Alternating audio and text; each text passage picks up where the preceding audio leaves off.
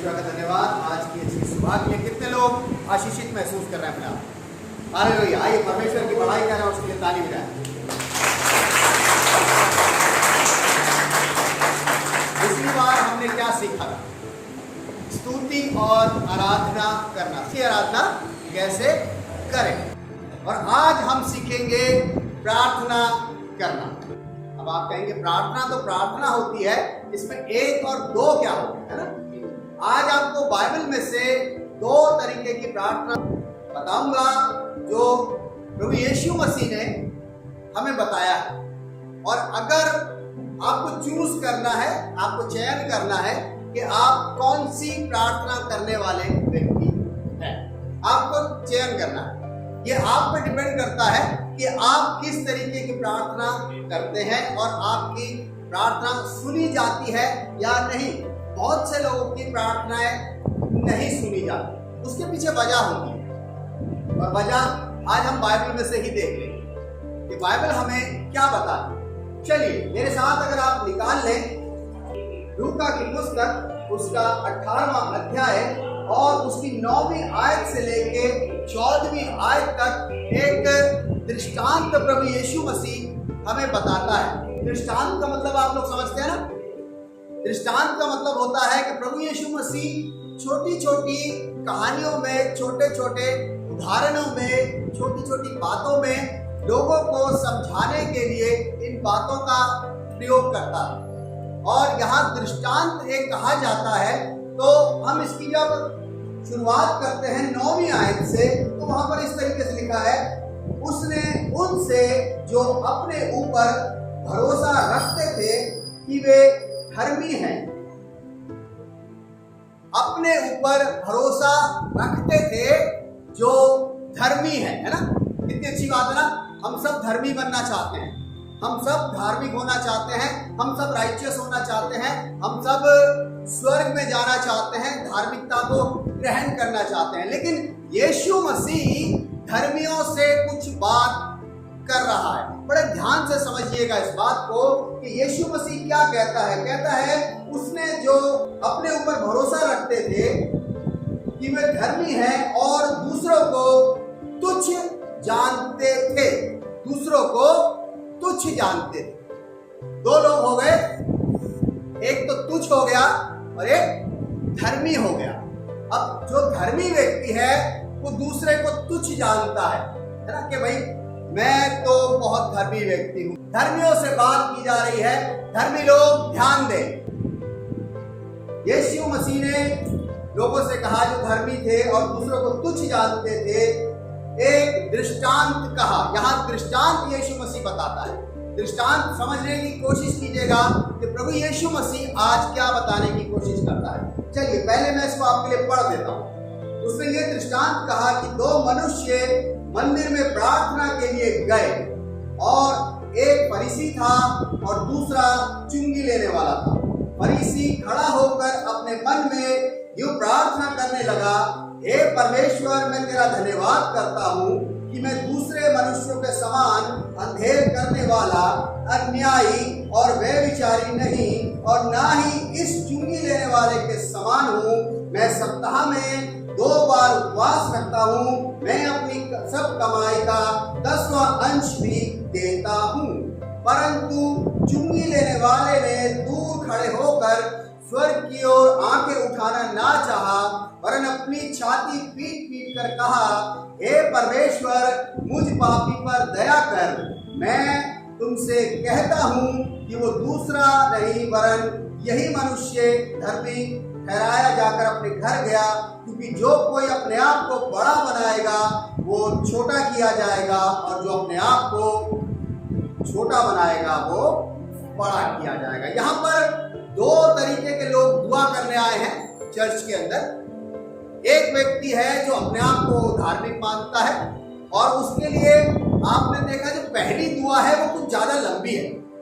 मैं जब इसको पढ़ रहा था तो मुझे बड़ा अच्छा लगा इसकी दुआ देख के कि बहुत लंबी दुआ कर रहा है, और दुआ के अंदर कुछ चीजें गिनवा रहा है। ये धर्मी व्यक्ति की बात कर रहा हूं मैं, जो दुआएं करते हैं उनकी बात कर रहा हूं मैं। ये यहाँ पर उन्हीं की बात की जा रही है। वो दुआ कैसे करते हैं, दुआ का पैटर्न भी यहाँ पे बता दिया गया। क्या बताता है, दुआ शुरू करता है, वो कहता है कि हे परमेश्वर मैं तेरा धन्यवाद करता हूं। पहले कह रहा है परमेश्वर मैं तेरा धन्यवाद करता हूं। अब देखिए धन्यवाद किस चीजों के लिए वो कर रहा है। क्या कहता है कि मैं तेरा धन्यवाद करता हूं कि मैं दूसरे मनुष्यों के समान अंधेर करने वाला नहीं हूं। दुआ में कंपैरिजन हो रहा है, दुआ में तुलना कर रहा है वो दूसरे व्यक्तियों से। यहां पर प्रभु यीशु मसीह ने कहा मैं उन व्यक्तियों से बात करता हूं जो अपने आप को धर्मी जानते हैं और दूसरों को तुच्छ जानते हैं। और यहां पर जब वो प्रार्थना कर रहा है तो कहता है हे परमेश्वर मैं तेरा धन्यवाद करता हूं कि मैं दूसरे मनुष्यों के समान अंधेर करने वाला, अन्यायी और व्यभिचारी नहीं हूं। यहां दो व्यक्ति खड़े हैं। एक व्यक्ति बड़े अच्छा ड्रेसअप होके आया है, नहा धो के परफ्यूम लगा के तैयार होके बढ़िया से कपड़े पहन के आया है, और यहाँ खड़े होके हाथ उठा के सबसे पहले कहता है परमेश्वर मैं तेरा धन्यवाद करता हूँ। लेकिन धन्यवाद किन चीजों के लिए कर रहा है, कंपैरिजन कर रहा है कि मैं दूसरे लोगों की तरह अन्यायी नहीं हूं, मैं दूसरे लोगों की तरह नहीं हूं, मैं व्यभिचारी नहीं हूं। दूसरे लोगों की तरह दूसरे लोगों की गिनती करवाई जा रही है। अपनी प्रार्थना नहीं हो रही है, लेकिन कंपैरिजन खुदा को बता रहा है कि मैं उसकी तरह नहीं हूं, मैं उसकी तरह नहीं हूं। यहाँ पर एक बात और बड़ी अच्छी लिखी हुई है, कहता है कि मैं अन्याय और व्यभिचारी नहीं हूं, और साथ में कुछ और भी कहता है। जो दूसरा व्यक्ति उसकी बगल में दुआ के लिए आया हुआ है, जो दूसरा व्यक्ति उसके लिए जो साइड में खड़ा होकर दुआ कर रहा है, यहाँ पर उसके लिए भी कोई बात हो रही है। क्या बात हो रही है, कहता है कि ना इस चुंगी लेने वाले के समान हूं। आपको पता है ये जोर से दुआ नहीं कर रहा, ये जोर से दुआ नहीं कर रहा है, नहीं तो चुंगी लेने वाला सुन लेता। जो आदमी टैक्स कलेक्टर था, जो दूसरों से रिश्वत लेता था, जो दूसरों के पैसे खा जाता था, वो भी दुआ करने आया। ये फरीसी है। फरीसी शब्द का जो अर्थ है वो है दूसरों से अपने आप को अलग करना। उस शब्द का मतलब ही है दूसरों से अपने आप को अलग कर लेना। अगर आप फरीसी की कैटेगरी में अपने आप को समझते हैं तो समझ लीजिए कि आपके लिए बड़ा खतरा होने वाला है। वो कहता है कि मैं फरीसी हूं, मैं परमेश्वर आपका धन्यवाद करता हूं क्योंकि मुझे पूरी बाइबल याद है, मुझे सारे वचन जो हैं मुंह जबानी रटे हुए हैं, मैं बड़ी अच्छी दुआ कर लेता हूं, मैं लोगों पे हाथ रखता हूं तो लोग चंगे हो जाते हैं। वो दुआ कर रहा है, कहता है लेकिन मैं दूसरों की तरह नहीं हूं, अन्याय नहीं हूं, मैं किसी पे अन्याय नहीं करता हूं, मैं व्यभिचार नहीं करता हूं। और एक बात और बता दूं प्रभु जी आपको, ये मेरी बगल में खड़ा है ना, इसकी तरह तो मैं बिल्कुल नहीं, इसकी तरह तो मैं बिल्कुल नहीं हूं। यहां पर देखिए लिखा हुआ है फरीसी ने खड़े होकर अपने मन में, कहां पर दुआ कर रहा है, मन में, चिल्ला नहीं रहा है, जोर से नहीं कर रहा। अगर जोर से करेगा तो पड़ोसी सुन लेगा ना, खतरा भी हो सकता है, इसलिए मन में कर रहा है क्योंकि ये जानता है कि बाइबल में लिखा है कि परमेश्वर जो है वो मनों को जांचने वाला है। मन की आवाज सुनता है, मुंह की आवाज उस तक पहुंचे ना पहुंचे, लेकिन मन की आवाज उस तक जरूर पहुंच जाती है। और ये भाई यहाँ खड़े होकर दुआ कर रहे हैं बड़ी जोर शोर में, और जब दुआ का दूसरा हिस्सा आता है, पहले हिस्से में बता दिया कि मैं अन्याय नहीं हूं, मैं व्यभिचारी नहीं हूं, मैं दूसरे गलत काम नहीं करता, और मैं इस वाले व्यक्ति की तरह भी नहीं हूं जो मेरी बगल में खड़ा है, मैं नहीं करता ऐसे काम। और फिर कुछ गिनवा रहा है, कुछ गिनवा रहा है अपनी दुआ के अंदर। जब इसकी हम 12वीं आयत पढ़ते हैं तो कहता है कि मैं सप्ताह में 2 बार उपवास रखता हूं। अभी जवान बच्चा उपवास की बात कर रहा था। ये भी धर्मी भाई बता रहे हैं कि मैं सप्ताह में, एक हफ्ते में 2 बार भूखा रहता हूं। परमेश्वर को गिनवा रहा है। बाइबल में लिखा है कि जब तू उपवास करे, मुंह धो, तेल लगा, ताकि सामने वाला तुझे उपवासी ना जाने। तेरा परमेश्वर जानता है कि तूने उपवास रखा है, लेकिन नॉक नॉक प्रभु जी, आज मैं फास्टिंग से हूँ प्रभु, आज मैं फास्टिंग से हूँ प्रभु जी, आपको पता है आज मैंने कुछ नहीं खाया है, लेकिन मेरे सामने इतना अच्छा खाना आया था, लेकिन मैं फास्टिंग से था। नहीं भैया, आज हम नहीं खाएंगे। क्यों नहीं खाएंगे? आज हम फास्टिंग से। अच्छा, कुछ तो ले लेंगे, थोड़ा बहुत जूस। वो बता रहा है कि मैं सप्ताह में, हफ्ते के अंदर 2 बार उपवास रखता हूं, और उसके आगे वो कहता है, क्या कहता है? मैं अपनी सब कमाई का 10वां अंश भी देता हूं। टाइप गिवर है, 10वां अंश देने वाला व्यक्ति है। काउंटिंग की जाती है ऐसे ही लोगों की धर्मियों में, जो लोग व्यभिचार नहीं करते, जो लोग अन्याय नहीं करते, जो लोग दूसरों की तरह गलत काम नहीं करते, जो लोग अपना 10वां हिस्सा देते हैं, जो लोग उपवास करते हैं, ये कौन कहलाते हैं? ये धर्मी कहलाते हैं। ये लोग धर्मी कहलाते हैं। अपने आप को धर्मी कहलाना इनको अच्छा लगता है। कि वो वाले भाई से देखिए, वो भाई जो है बड़ी अच्छी प्रार्थना करते हैं, वो वाली बहन है उपवास करती है, वो वाली बहन है 10वां हिस्सा देती है, वो वाला भाई है दूसरों की तरह गलत काम नहीं करता। ये कैटेगरी किनकी है? धर्मी लोगों की है, ये राइचियस लोगों की है। ये अपने आप को यीशु मसीह ने ऊपर कह दिया कि मैं उन लोगों से बात कर रहा हूं जो अपने आप को धर्मी समझते हैं, लेकिन नीचे दूसरी लाइन ऐड कर देता है, और दूसरों को तुच्छ जान। आप धर्मी हैं, बहुत अच्छी बात है। आप 10वां हिस्सा देते हैं, वेरी गुड। आप व्यभिचार नहीं करते, वंडरफुल। आप उपवास करते हैं, वेरी नाइस। आप अन्याय नहीं करते, बहुत अच्छी बात है। लेकिन एक लाइन इसने क्या बोल के सब गड़बड़ कर दिया अपनी दुआ, पता है क्या इसने गलत बोल दिया दुआ में? कि मैं इसकी तरह, हाँ, क्या बोलता है कि मैं इस चुंगी लेने वाले की तरह नहीं हूं प्रभु जी, इसकी तरह तो मैं बिल्कुल नहीं हूं। आप धर्मी हो सकते हैं, बहुत अच्छी बात है।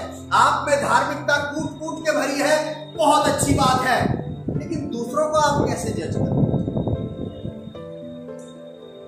दूसरों को आप कैसे जज कर रहे हैं कि वो धर्मी है या नहीं है? आपकी धार्मिकता का न्याय करने वाला केवल परमेश्वर है। वही बताएगा कि आप कितने धार्मिक हैं और कितने नहीं हैं। यहां पर कहता है कि मैं उपवास करता हूं, मैं 10वां हिस्सा देता हूं। परमेश्वर को बता रहा है, प्रभु जी ऐसा है, परसों ही टाइम दे के आया, पादरी साहब को बुलाया था, अब पादरी साहब को लिफाफा थमाया था, पादरी साहब मेरी सैलरी आ गई है, ये 10वां हिस्सा, ये आपके लिए, वेरी गुड। लेकिन परमेश्वर को बता रहा है आके कि मैं उपवास भी करता हूं प्रभु जी, और मैं क्या करता हूं? मैं 10वां हिस्सा भी देता हूं। ये दुआ है, ये दुआ है। ध्यान रखिएगा इस बात का, ये दुआ हो रही है। ये वो व्यक्ति है जो बाइबल का ज्ञान रखता है, ये वो व्यक्ति है जो बहुत ही ज्यादा अपने आप को धर्मी समझता है, ये वो व्यक्ति है जो बढ़ चढ़ के पार्टिसिपेट करता है चर्च के कामों में, ये वो व्यक्ति है जो अपने आप को कहता है कि मैं व्यभिचारी नहीं हूं, मैं अन्यायी नहीं हूं, मैं दूसरों के ऊपर गलत काम नहीं करता। लेकिन एक कमी है इसके अंदर, ये अपने आप को दूसरों से कंपेयर कर लेता है कि मैं बड़ा धर्मी, वो छोटा धर्मी। अगर आप इस तरीके के धर्मी हैं तो अपने आप को चेक कर लीजिए, अपने आप को चेक कर लीजिए। अगर परमेश्वर इस तरीके की बातें सोचता तो बड़ी अच्छी बात मुझे लगती है कि परमेश्वर का एक नबी था जिसे कौवे खाना खिलाते थे। कौन था? एलिया। एलिया को कौन खाने खिलाता था? कौवे, है ना। लेकिन जब वहां अकाल पड़ गया तो परमेश्वर ने उसे बोला, तू एक काम कर कि फलानी जगह चला जा, वहां पर तेरे लिए मैंने खाने का इंतजाम किया। वो व्यक्ति वहां जाता है, रास्ते में उसे एक बुढ़िया मिलती है, गरीब विधवा होती है, हो सकता है वहां पर लिखा है कि वो लकड़ी बीन रही थी। लकड़ी बीन रही थी तो इसका मतलब वो खाना ही बनाने जा रही थी। लकड़ी बीन रही थी, एलिया उसके पास जाता है। एलिया कौन था? भविष्यवक्ता। वो भविष्यवक्ता था, भूखा था, अकाल के देश में था। परमेश्वर ने उसके लिए प्रयोजन किया, उसको भेजा। कहां भेजा? उसको बोला एक काम कर, भाई निर्मल के घर चला जा, सिस्टर राशि का तेरे लिए बढ़िया वाला चिकन बनाएंगी, तेरे लिए बढ़िया वाली कोल्ड ड्रिंक्स मंगाएंगी और तेरा बहुत अच्छा सत्कार किया जाएगा। तू वहां बैठ के खाना, क्योंकि वो तुझे खिलाने के लिए सक्षम है, वो खिला सकते हैं तुझे। क्या ऐसा ही हुआ था? ऐसा नहीं हुआ मेरे से। उसको बोला गया कि तू उस जगह चला जा, तेरा इंतजाम मैं कर। और उसको वहां पर कौन मिली? एक गरीब विधवा मिली। हो सकता है उसके कपड़े भी फट रहे हो सकता है उसके पास से बदबू आ रही हो सकता है कि उसके पास कुछ ऐसा ना दिखाई देता हो कि कोई उससे अट्रैक्ट हो। लेकिन परमेश्वर का दास उसके पास जाता है, परमेश्वर की बात कहता है कि एक काम कर, क्या थोड़ा सा मुझे पानी पिला दे, प्यास लग रही है, मुझे पानी पिला दे। कहती थी ठीक है, आपके लिए पानी लेके आती हूँ, क्योंकि आप खुदा के खादिम हो। और जब वो पानी लेने जाती है तो पीछे से आवाज दे के टोकता है कि जो अगर घर जा रही है तो एक काम करियो, पानी के साथ साथ मेरे लिए एक रोटी भी लेते आइयो, क्योंकि मैं बहुत भूखा हूं। वो फौरन हाथ जोड़ लेती है कि आप परमेश्वर के दास हो, आप भविष्यवक्ता हो, परमेश्वर की तरफ से आए हो, लेकिन मेरी एक बात सुनो, मेरी वेशभूषा देख लो, मैं बहुत गरीब हूं, मेरे पास कुछ नहीं है, मेरे घर में सिर्फ थोड़ा सा आटा रखा है, थोड़ा सा तेल रखा है, उसको मैं गूंदूंगी, एक छोटी सी रोटी बनाऊंगी, आधी मैं खाऊंगी और मेरा बेटा खाएगा, और इस अकाल के दिन में हमारे पास लास्ट खाना बचा है, उसको खा के हम क्या करेंगे? मर जाएंगे। प्लानिंग। वो तुच्छ औरत थी, उसकी कोई वैल्यू नहीं थी, उसके पास कुछ नहीं था, लेकिन परमेश्वर ने उसको अपने काम के लिए चुन लिया था। ये क्या बोल रहा था कि मैं इस चुंगी लेने वाले की तरह नहीं हूं। आप जानते हैं प्रभु यीशु मसीह के चेलों में चुंगी लेने वाला कौन था? हाँ जी, मत्ती और नए नियम के अंदर पहली किताब किसकी है? समझ लीजिए, अगर आप चुंगी लेने वाले को तुच्छ जानते हैं तो आपका किताब में नाम भी नहीं आने वाला, लेकिन चुंगी लेने वाले का नाम और उसकी किताब आपको पढ़नी पड़ेगी। लेकिन हम यहां बात कर रहे हैं प्रार्थना की। कंपैरिजन नहीं कर लीजिए, आंखों देखी चीज हमेशा सही नहीं होती है, जान लीजिए इस बात। आप जो आंखों से देखते हैं, हो सकता है वो आंखों का धोखा होगा। बाइबल में लिखा है आंखों का धोखा हो सकता है। आप अगर जज बनते हैं, मैं इसकी तरह नहीं हूं, मैं इसकी तरह नहीं हूं, मैं इसकी तरह नहीं हूं, मैं बाइबल पढ़ता हूं, मैं दुआ करता हूं, मैं 10वां हिस्सा देता हूं, बहुत अच्छी बात आप करते होंगे, लेकिन आप कंपैरिजन कर रहे हैं एक ऐसे व्यक्ति का, हो सकता है वो 4 बार दुआ ना करता, लेकिन जब वो दुआ करता होगा व्यक्ति, तो क्या दुआ करता होगा? देखिए उसकी दुआ भी लिखी हुई है, एक ही की नहीं लिखी, उसकी बहुत लंबी दुआ थी पहले वाले की। कई लोगों की आदत होती है बड़ी लंबी लंबी दुआएं कर रही, हिस्ट्री, ज्योग्राफी, मैथमेटिक्स, साइंस सब बता देते हैं परमेश्वर। लेकिन यहां पर एक दूसरा व्यक्ति जिसको तुच्छ जाना गया है, जिसको हकीर जाना गया है, जिसको बिल्कुल ऐसा जाना गया है कि ये बेकार है, किसी काम का नहीं है, ना ये 10वां हिस्सा दे सकता है, दूसरों पे अन्याय करता है, व्यभिचार करता है, बेकार आदमी है, लेकिन यहाँ पर उसकी भी दुआ लिखी हुई है। और उसकी दुआ में क्या लिखा हुआ है? लिखा हुआ है, जब इसकी 13वीं आयत पढ़ते तो लिखा है, परंतु चुंगी लेने वाले ने दूर खड़े होकर, ऑल्टर के पास भी नहीं आया होगा, दूर खड़ा है, वहां से दूर खड़े खड़े कुछ दुआ कर रहा है। क्या दुआ कर रहा है? सुनिए बड़े ध्यान से। कहता है कि दूर खड़े होकर स्वर्ग की ओर आंखें उठाना भी ना चाह। पहला वाला व्यक्ति होगा, ऐसे हाथ होंगे ऊपर और यूं देख रहा होगा, प्रभु जी मैं 10वां हिस्सा देता हूं, प्रभु जी सुनाई दे रहा है आपको, उपवास भी करता हो, प्रभु जी इसकी तरह नहीं हो। लेकिन दूसरे वाले ने लिखा है कि पास भी नहीं आया ऑल्टर, ना ऊपर की तरफ आंख उठाई, लेकिन क्या लिखा हुआ है? कहता है कि उसने स्वर्ग की ओर आंखें उठाना भी ना चाहा, वरन अपनी छाती पीट पीट कर कहा। यहां लिखा हुआ है कहा। पहले वाले के लिए क्या लिखा था? कहां दुआ कर रहा था वो? मन में। ये मन में नहीं कह रहा है, पहला वाला मन में कर रहा था बातें, क्योंकि वो पढ़ा लिखा था, बाइबल की नॉलेज थी, बाइबल के बारे में जानता था। फरीसी था भाई, फरीसी था, सबसे अलग था, पढ़ा लिखा था, सारी मूसा के जितनी व्यवस्था थी सब कुछ जानता था, सारे कुछ चीजें उसे पता होंगी, 10 हुक्म रटे हुए होंगे उसको, सारी भविष्यवक्ताओं की किताबें उसने पढ़ रखी होंगी, सारी बातें उसे पता होंगी, और कहने लगा अपने मन में दुआ कर। लेकिन दूसरा व्यक्ति जो दुआ करता है वो लिखा है कि उसने स्वर्ग की ओर आंखें भी नहीं उठाना चाहा, और दूर खड़े होके छाती पीट पीट कर, लिखा है कि अपनी छाती पीट पीट कर कहा, हे परमेश्वर मुझ पापी पर दया कर। आमीन। दुआ खत्म, दुआ खत्म।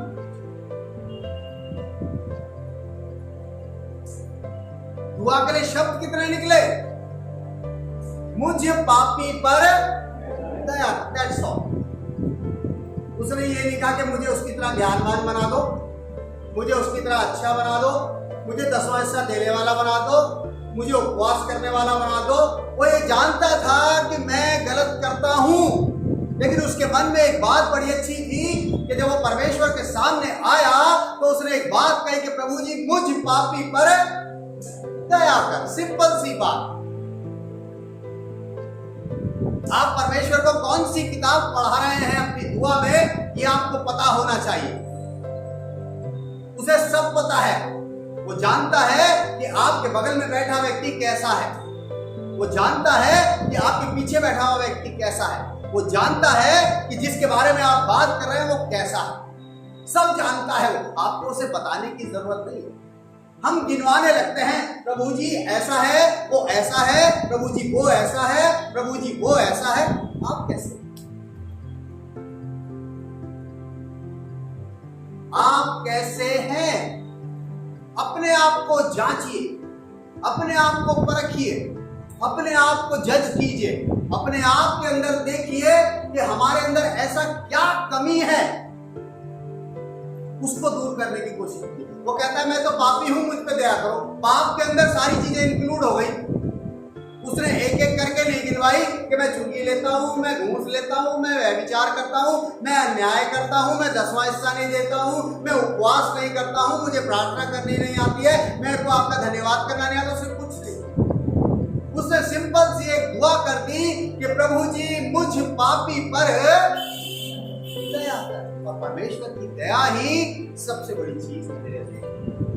आप कितनी ही लंबी दुआ कर लीजिए, कितने ही पाठ परमेश्वर को बता दीजिए, कितनी ही आयतें अपनी दुआ में रिकॉल कर दीजिए कि भजन संहिता में ये लिखा है, रोमियो में ये लिखा है, सब पता है। आपको पता है बाइबल में एक बड़ी अच्छी बात लिखी हुई है कि परमेश्वर का जो वचन लिखा गया है वो कैसे लिखा गया है? पवित्र आत्मा की प्रेरणा से। यानी कि इसको लिखने के लिए परमेश्वर ने ही बताया है कि ये लाइन लिखो। आप उसे क्या बताते हो? आप उसे क्या बताते हो कि भजन संहिता में लिखा है कि यहोवा मेरा चरवाहा है? वो कहेगा भाई एक मिनट रुक जा, मुझे पता है, मैंने ही लिखवाया है, मैंने दाऊद को कहा था भाई इसको लिख ले, मैंने ही कहा था पवित्र आत्मा को कि दाऊद को कह दे भाई। मेरे अजीजों, आप ऐसी दुआ करते हैं, आज जान लीजिए इस बात को।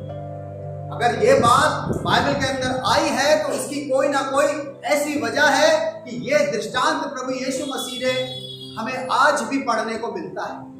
अगर ये खाली फरीसियों तक सीमित होता, सदूकियों तक सीमित होता, या उस वक्त के स्कॉलर तक सीमित होता, तो आज ये चैप्टर हमारे पास नहीं होता, ये उसमें फाड़ दिया गया होता या हटा दिया गया होता। तो यीशु मसीह को पता था कि 2000 साल के बाद भी फरीसी और सदूकी मिलेंगे। आज भी कलीसियाओं के अंदर फरीसी हैं, आज भी कलीसियाओं के अंदर सदूकी हैं, जो अपने आप को बहुत ज्ञानवान समझते हैं, जो अपने आप को बहुत इंटेलिजेंट समझते हैं, जो अपने आप को बहुत धार्मिक समझते हैं, जो अपने आप को सोचते हैं कि हमसे बड़ा धर्मी कोई नहीं है, दूसरा व्यक्ति बिल्कुल बेकार है, दूसरे व्यक्ति के पास कुछ नहीं है। हो सकता है आप उनकी वेशभूषा देखते हो सकता है आप उनको ऊपर से लेकर नीचे तक देखते हो, लेकिन बाइबल में लिखा है कि परमेश्वर केवल मनों का जांचने वाला है। आपको दुआ बताने की जरूरत नहीं है परमेश्वर को कि आप उपवास करते हैं, आप 10वां हिस्सा देते हैं, जरूरत ही नहीं है आपको बताने की। उसे पता है, उसे पता है कि आप 10वां हिस्सा अगर देते हैं तो किस मंशा से देते हैं, आप उपवास रखते हैं तो किस मंशा से रखते हैं, वो सब जानता है। आपको बताने की, रिकॉल करने की जरूरत नहीं। और कहते हैं कि परमेश्वर मैं तेरा धन्यवाद करता हूं। ऐसे धन्यवाद का क्या फायदा? धन्यवाद कीजिए कि प्रभु जी मैं आपका धन्यवाद करता हूं कि आपने मेरे पापों को क्षमा कर दिया है और मेरे को एक अच्छा व्यक्ति बनने में मेरी सहायता करी। धन्यवाद। वो कहता है कि मैं प्रभु जी मुझ पर दया करो, क्योंकि मैं पापी आदमी हूं, मुझ पर दया करो। ये दुआ वो यहां करता है। राजा दाऊद की बड़ी अच्छी दुआ है, आपको पता है। राजा दाऊद है, दाऊद के बारे में आप सब जानते हैं। दाऊद राजा था और राजा बनने के बाद कोई दुआ करता है बड़ी अच्छी। कहां मिलेगी आपको? वो मिलेगी भजन संहिता 51 और उसकी पहली आयत। बड़ा अच्छी दुआ लिखी है। क्या कहता है? कहता है, हे परमेश्वर अपनी करुणा के अनुसार मुझ पर अनुग्रह कर। यहां तक तो ठीक है, आपने आधी दुआ पढ़ ली तो कहता है कि परमेश्वर से वो अनुग्रह मांग रहा है कि परमेश्वर उसके ऊपर अनुग्रह करे। लेकिन एक राजा होने के बावजूद भी वो एक दुआ करता है। यहाँ पे क्या कहता है? कहता है अपनी बड़ी दया के अनुसार मेरे अपराधों को मिटा दे। एक राजा अगर ऐसी दुआ करेगा तो लोग कहेंगे अरे अच्छा अपराधी है ये राजा, इसको हटाओ, ये राजा बनने लायक नहीं है। देखो कैसी दुआ कर रहा है, मेरे अपराधों को मिटा दे। यानी कि पहले ही गलत काम करता है ये राजा है, तो राजा बनने का अधिकार नहीं है इसको। लेकिन मेरे अजीजों, परमेश्वर के आगे वो दुआ कर रहा है कि मुझ पर रहम कर, मुझ पर दया कर, मेरे पापों को, मेरे अपराधों को मिटा दे। हम में से हर एक व्यक्ति ऐसा है जो कभी ना कभी कोई ना कोई पाप कर देता है, क्योंकि हम बने ही पाप के थ्रू हैं। वो पाप का अंश आज तक हमारे अंदर मौजूद है। नो वन इज परफेक्ट, कोई भी व्यक्ति परफेक्ट नहीं है। कभी ना कभी कोई ना कोई गलती उससे होती है, लेकिन इसका मतलब ये नहीं है ना कि हमसे गलती नहीं हो रही है कोई तो दूसरे के ऊपर दोष लगाना शुरू कर, दूसरे को बताने लगे कि मैं इस चुंगी वाले की तरह नहीं हूं, मैं रिश्वत नहीं लेता, मैं ऐसा नहीं करता, मैं ये नहीं करता। और प्रभु जी रुको, मैं तो 10वां हिस्सा देता, मैं उपवास भी करता हूं, मैं दिन में प्रार्थना भी करता हूं, आपको पता है मैं संडे रेगुलर चर्च में जाता हूं। सारी बातें परमेश्वर को आप मत गिनवाइए, उसे सब पता है। वो आपके मनों का हाल जानता है। आपकी दुआ में यह होना चाहिए। प्रभु यीशु मसीह गethsemane के बाग में गया दुआ करने के लिए, और वहां लिखा हुआ है उसने भर गया वो आत्मा से और व्याकुल हो गया और घुटने टेक के प्रार्थना। पता उसने क्या करी, क्या प्रार्थना करी? उस वक्त तो बहुत कंफ्यूज था, परेशान था, तकलीफ में था। आप कहेंगे यीशु मसीह कैसे परेशान, कैसे तकलीफ में हो सकता है? वो तो यीशु है। गethsemane के बाग में यीशु मसीह दुआ करने कब गया था, किसको पता है? यस, जब यीशु मसीह को यह पता चल गया था कि उसका अंतिम समय आ गया है और अब उसको पकड़ लिया जाएगा, आखिरी टाइम अपने चेलों के साथ गethsemane के बाग में दुआ करने गया और अपने चेलों से कहा ये जागते रहना, मैं भी आ रहा हूं दुआ। वहां गया, दूर जाके दुआ करता है और एक स्पेसिफिक दुआ करता है। पता क्या दुआ करी उसने? कि हे प्रभु, हो सके तो ये कटोरा मुझसे टल जाए। कौन से कटोरे की बात कर रहा था, आपको पता है? वो चाह रहा था ये जो क्रूस की मृत्यु है, ये जो ताड़ना है, ये जो दिक्कतें हैं, ये जो परेशानी है, ये जो मेरे ऊपर आने वाला है, सब ये मुझ पे से हट जाए। यीशु मसीह एक मनुष्य होने के नाते इस तरीके की दुआ कर रहा था, अपने लिए परेशान था, लेकिन परमेश्वर की इच्छा थी कि वो सूली पे चढ़े, हमारे पापों के लिए अपनी जान दे। लेकिन पूरी दुआ करता है कि हे प्रभु, हो सके तो ये कटोरा मुझ पे से टल जाए, लेकिन उसके बाद आगे कुछ कहता है, क्या कहता है? यस, कहता है वरन मेरी नहीं तेरी इच्छा पूरी हो। दैट्स ऑल, आमीन। दुआ खत्म। परमेश्वर ने सुन लिया कि वो चाहता है कि मैं सूली पे ना चढ़ूं, लेकिन वो इस बात को भी कह रहा है कि मेरी नहीं आपकी इच्छा पूरी हो। उसने ये नहीं कहा देखो बाबू जी मैं पतरस को वहां छोड़ के आया हूं और अभी जाऊंगा तो मुझे सोता हुआ ही मिलेगा। वैसे तो बहुत कहता है मैं विश्वासी हूं, अभी वो सोता हुआ मिलेगा वहां पे। यूहन्ना को भी देख लेना, तकिया बना के लेटा होगा। कुछ नहीं कहा। वापिस आता है, देखता है चेले सो रहे हैं, चेलों को जगाता है, कहता है जागते रहो ताकि परीक्षा में ना पढ़ो। ये नहीं कहता। फिर दोबारा जाता है दुआ करने, फिर दुआ करके आता है, फिर देखता है चेले सो रहे। वहां दुआ में ये नहीं लिखा हुआ, वहां जाके परमेश्वर से शिकायत करा देगा, प्रभु मैंने कहा था ना वो सो रहे होंगे, सोते ही मिले मुझे तो, मैंने कहा था दुआ करते रहो तो वो सो रहे। बताओ, हम दुआ कर रहे हैं वो सो रहे। Complaining complaining complaining, comparison comparison, कब तक करते रहेंगे आप? अपने स्तर को उठा दीजिए, अपने स्तर को उठा दीजिए। प्रभु यीशु मसीह के बारे में बड़ा अच्छा लिखा हुआ है। एक दिन प्रभु यीशु मसीह आया और कुछ ऐसे लोगों के साथ बैठ गया, खाना वाना खाने लगा जो अच्छे नहीं। दूर खड़े होकर लोग देख रहे हैं, ये तो गुरु है, ये तो अच्छी प्रीचिंग करता है, ये तो लोगों को चंगाई देता है, देखो तो सही बैठा के इनके साथ है। अरे ये तो चुंगी लेने वाले हैं, ये तो पापी लोग हैं, इनके साथ बैठा हुआ है। यीशु मसीह कहता है मैं तो आया ही इनके लिए हूं, मैं धर्मियों के लिए आया ही नहीं हूं, क्योंकि तुम तो ऑलरेडी धर्मी हो, दुआ करना जानते हो, 10वां हिस्सा देना जानते हो, उपवास करना जानते हो, सब कुछ करना जानते हो। मैं तुम्हारे लिए आया ही नहीं हूं, मैं तो आया उन लोगों के लिए जो पापी है। मैं तो आया ही पापियों के लिए हूं। आप डिसाइड कर लीजिए आप कौन सी दुआ कर रहे हैं। आपकी दुआ पे आपका डेस्टिनेशन डिपेंड करता है। मैं आपको आज बता दूं कि आप कहां जाने वाले हैं अपनी दुआ के थ्रू। आप अगर दुआ करते हैं पहली वाली तो आपका डेस्टिनेशन, और अगर आप करते हैं दूसरी वाली तो आपका डेस्टिनेशन। चलिए इसको देखते हैं पढ़ के कि क्या लिखा हुआ है उस डेस्टिनेशन के बारे में।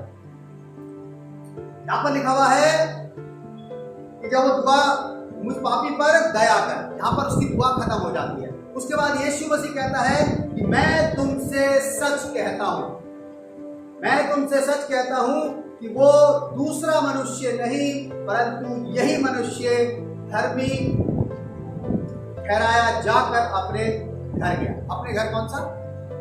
ठीक है, धर्मी कौन ठहरा गया? कौन ठहराया? चुंगी लेने वाले को यीशु मसीह ने धर्मी घोषित कर दिया। प्रभु जी ये तो बड़ी नाइंसाफी है।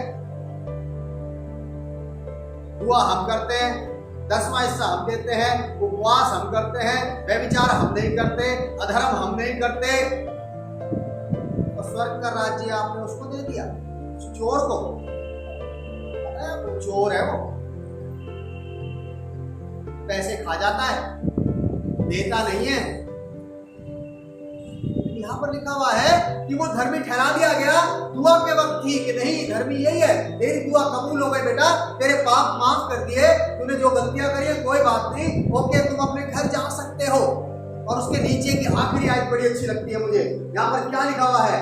कहता है क्योंकि जो कोई अपने आप को बड़ा बनाएगा वो छोटा किया जाएगा, और जो अपने आप को छोटा बनाएगा वो बड़ा किया जाएगा। आप अपने आप को कहाँ रखते हैं? आप अपने आप को किस कैटेगरी में रखते हैं? अगर आप धर्मी हैं तो धर्मी होने के बाद ही सारे खेल शुरू होते हैं। जब तक आप धर्मी नहीं हैं तब तक कुछ नहीं हो रहा है। जिस दिन आप धर्मी हो जाएंगे उस दिन आप कंपैरिजन करना शुरू कर देंगे कि मुझे 3 आयतें इससे ज्यादा पता है, मैं 5 मिनट की दुआ फालतू कर सकता हूं, मुझे वर्शिप में 5 गाने एक्स्ट्रा आते हैं, मुझे हाथ उठाना आता है, मुझे ताली बजानी आती है, मुझे नाचना भी आता है। तुझे क्या आता है? तुझे तो कुछ भी नहीं आता है? सोच लीजिए, अगर आप धर्मी हैं, अगर आप धर्मी हैं तो यीशु मसीह आज आपसे बात कर रहा है। अगर इसकी हमने ऊपर वाली आयत पढ़ी 9वीं, तो उसने कहा, उसने उनसे जो अपने ऊपर भरोसा रखते थे कि हम धर्मी हैं, अपने ऊपर भरोसा रखते हैं कि हम धर्मी हैं, परमेश्वर से जजमेंट नहीं लेते, अपने आप जजमेंट सुना देते हैं, आई एम द बेस्ट, उससे अच्छा कोई नहीं है, उससे अच्छी कोई दुआ नहीं कर सकता। वो कहता है कि प्रभु यीशु मसीह कहता है कि उनसे बात कर रहा है जो अपने आप को धर्मी जानते हैं और दूसरों को तुच्छ जानते हैं। मेरे अजीजों, अगर आप कौन सी वाली दुआ करते हैं, इस बात को जान लीजिए। आप सोच लीजिए कि आप कौन सी दुआ कर रहे हैं आज, आप कौन सी दुआ में शामिल हैं, आपकी कौन सी दुआ चल रही है। अगर आप धर्मी वाली दुआ कर रहे हैं, छोड़ दो, आप चुंगी रहने वाली दुआ करनी शुरू करें। आप कहेंगे नहीं, हम क्यों करें चुंगी रहने वाली दुआ, हम पापी थोड़े ही हैं। आप पे डिपेंड, अगर आपको स्वर्ग जाना है, आपको यीशु के सामने खड़ा होना है, आपको परमेश्वर के सम्मुख आना है, तो मेरे अजीजों, आप इस बात को जान लीजिए कि आप कौन सी दुआ करें, किस तरीके की दुआ आपकी। अगर आप अपने आप को धर्मी जानते हैं, बहुत अच्छी बात है, लेकिन दूसरों को तुच्छ जानना छोड़ दो। आप धर्मी हो सकते हैं, बहुत अच्छी बात है, लेकिन अगर आपने दूसरों को तुच्छ जान लिया तो आपकी इस धार्मिकता ढह गई। आपकी धार्मिकता किसी काम की नहीं है, आपका 10वां अंश किसी काम का नहीं है, आपकी उपासना किसी काम की नहीं है, आपके उपवास किसी काम के नहीं है। आप कितनी ही प्रार्थना कर लीजिए, नहीं पहुंचेंगे। दूर खड़े हो जाइए, अपने आप को नम्र कर दीजिए, अपने आप को दीन कर दीजिए और कहिए, प्रभु जी मुझे माफ कर दो। That's all. प्रभु आपके बारे में सब जानते, उससे कुछ नहीं छुपा, उसे बताने की जरूरत नहीं। मेरे अजीजों, इसलिए ध्यान रखिए कि जब आप प्रार्थना करते हैं तो आपकी प्रार्थना में शब्द कौन से आ रहे हैं। आपके शब्द आपको बताएंगे कि आपने कहाँ जाना है, आपका न्याय करेंगे आपके शब्द। इसलिए जब भी प्रार्थना करें, बड़ी सावधानी से करें। चेलों ने यीशु मसीह से कहा कि हमें प्रार्थना करनी नहीं आती, हमें प्रार्थना करनी सिखा। यीशु मसीह ने सिखाई उन्हें प्रार्थना, कौन सी?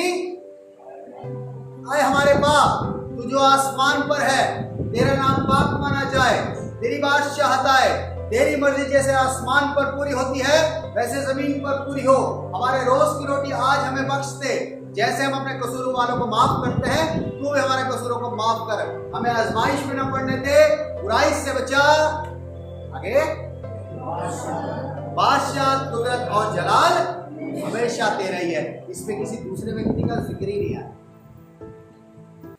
इसमें जिक्र ही नहीं आया कि प्रभु जी को ऐसा, वो ऐसा, वो ऐसी, वो ऐसी। सिंपल सी दुआ सिखाई है प्रभु यीशु मसीह ने, किसी को कर लिया कीजिए, एक बतेरी। इसमें सारी चीजें इंक्लूड हो जाती हैं। अब आप कहेंगे ये कोई दुआ है, ये तो आए हमारे बाप की दुआ है। आपके बाप की ही तो दुआ होनी है। इसलिए जब भी प्रार्थना करें, जब भी दुआ करें, बहुत सोच समझ के दुआ कीजिए। बुद्धि का होना बहुत जरूरी है दुआ में। आप परमेश्वर से कैसी प्रार्थना करें। आप जब प्रार्थना करेंगे तो परमेश्वर को उठाने वाली प्रार्थना होगी, उसको समझ आने वाली प्रार्थना होगी, तब ही वो आपकी प्रार्थना को कबूल करेगा। हालेलुया। इसलिए आज से अपनी प्रार्थना को जानना शुरू कर दीजिए कि आप कैसी प्रार्थना करते हैं। आइए प्रार्थना करें। धन्यवाद करते हैं प्रभु जी आज की इस अच्छी सभा के लिए, इस अच्छे वचन के लिए जो आज आपने हमें सिखाया कि जब हम प्रार्थना करें तो हम अपने शब्दों पर गौर करें, हम किसी से तुलना ना करें प्रभु जी, किसी को तुच्छ ना जाने, लेकिन हम जब आपसे प्रार्थना करते हैं अपने लिए प्रार्थना, हम कैसे हैं हमारे जीवन को बदले, हमारे जीवन में बदलाव लेके आए, हमारे पापों को क्षमा करें, ताकि हम आपसे उन आशीषों को पा सके जो आपने हमारे लिए रखी है। धन्यवाद करते हैं इस सुंदर दृष्टांत के लिए जो प्रभु यीशु मसीह ने हमें दिया है। हम चाहते हैं कि इस दृष्टांत के द्वारा हम सबको बहुत डायरेक्ट से आशीष दें। इस विनती को मांगते अपने उद्धारकर्ता प्रभु यीशु मसीह। आमीन।